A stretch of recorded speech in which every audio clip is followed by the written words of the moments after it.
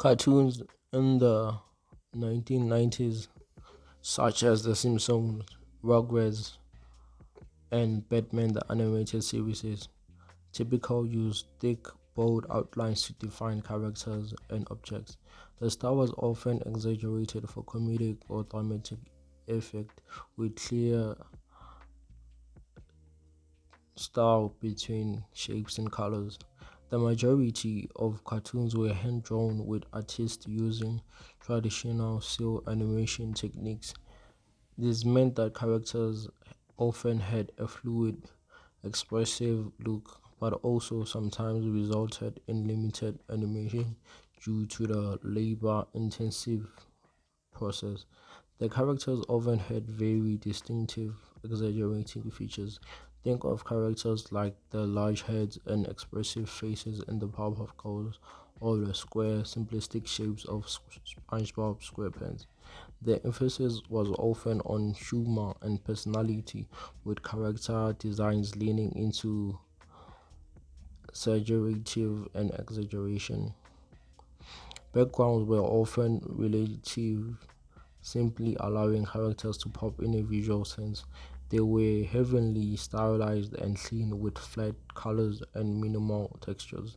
The 1990s cartoons were often reflected the influence of pop culture and the early internet age. This resulted in a mix of colorful, high energy visuals and some darker, edgier themes.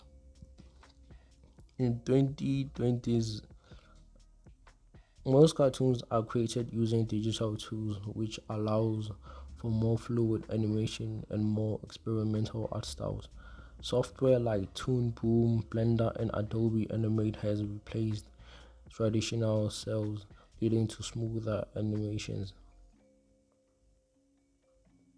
This is also an increased use of 3D animation in hybrid styles, with shows like The Owl House, Star Wars, blending into 2D and 3D elements.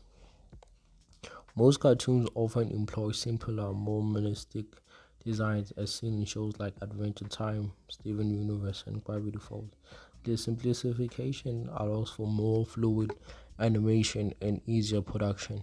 The emphasis is more on the emotional mood of the series rather than on details or overly stylized characters.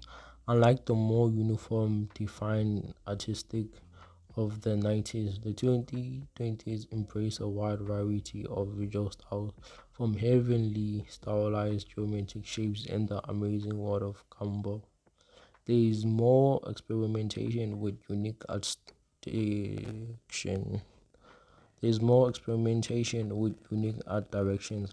Some shows like BoJack Horseman or Undone combine traditional animation with visual techniques like rotoscoping or realistic shaping elements.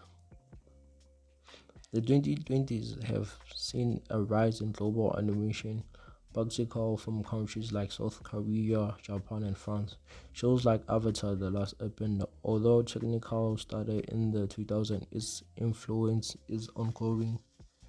There is noticeably international influence on character design, color palettes, and animation techniques that were not as prominent in the 90s.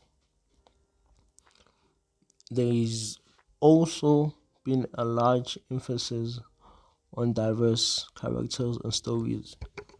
Shows like Kirk of the Creek represent diverse casts with a mix of backgrounds, identities, and cultures that were less commonly explored in the 1990s cartoons. There is a trend toward more abstract, minimalistic, and sometimes even retro designs inspired by modern graphic design, video games, and internet culture. Shows like B and Papi Cat or OKKO Let's Be Heroes often feature a flat geometric style that contrasts with the more detailed hand-drawn animation of the 90s. The most significant change has been the switch from traditional hand-drawn animation to digital and 3D animation.